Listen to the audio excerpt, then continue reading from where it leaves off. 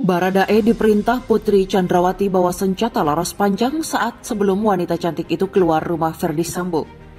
Pada saat standby Saguling itu ada kejadian yang mulia. Jadi saya lagi di rumah, Matius juga di rumah, tiba-tiba ibu turun.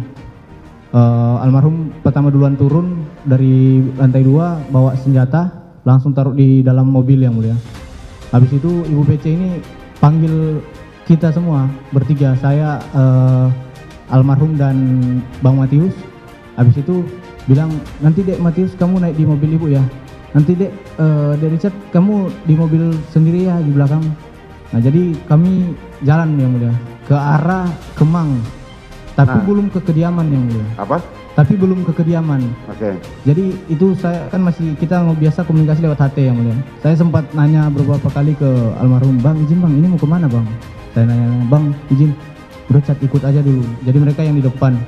Itu perjalanan ada muter-muter di daerah Kemang yang mulia. Saya juga tidak tahu itu mau kemana tujuan yang pertama. Akhirnya kita balik ke kediaman Saguling, ke kediaman Bangka yang mulia.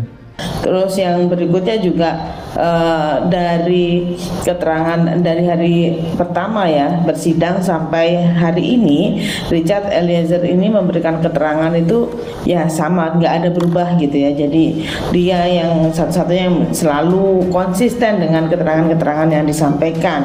Dan yang berikutnya juga dia juga kooperatif ya mengungkap kejahatan ini. Jadi kami memandang bahwa sejak awal kami menetapkan yang bersangkutan sebagai justice collaborator. Tapi terus kemudian setelah bersidang kami juga tetap mengevaluasi gitu ya, seperti apa Richard Eliezer ini dalam bersidang, apakah tetap konsisten atau ini gitu ya, atau kemudian mencabut keterangan dan sebagainya. Tapi terakhir kami evaluasi bahwa yang bersangkutan masih tetap konsisten dan tidak ada yang dia tutup-tutupi, sehingga dan harapannya kasus ini terungkap gitu ya. Tapi yang mungkin saya ingin sampaikan terlebih dahulu, kenapa antara Baradae dengan Brigadir R itu kok berbeda pasalnya gitu.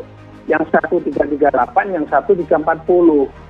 Seharusnya itu kan objeknya sama, korbannya sama, ininya sama. Kenapa ada motif atau mensrea yang berbeda dengan perbuatan yang berbeda? Ini saya kira nanti mudah-mudahan penyidik nanti bisa menemukan kembali bukti-bukti yang baru untuk mengkonstruksi agar supaya pasal objeknya itu sama.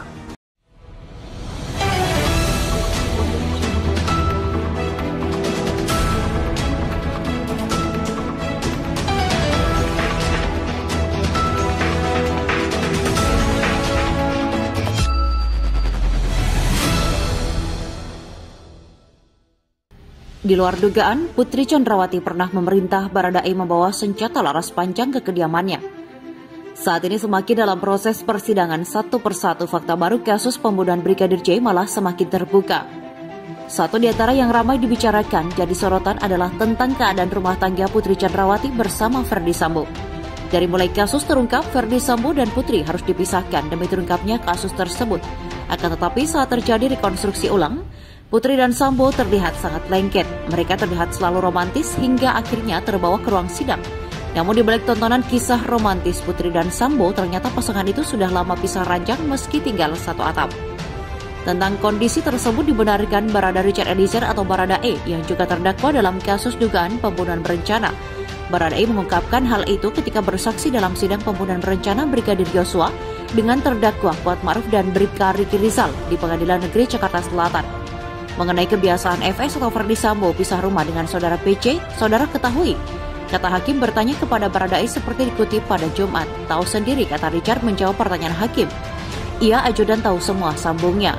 Bukan itu saja, Baradae bahkan mengungkap ada sosok wanita menangis yang keluar dari rumah mantan Kadif Propam Irjen Ferdi Sambo di Jalan Bangka, Jakarta Selatan.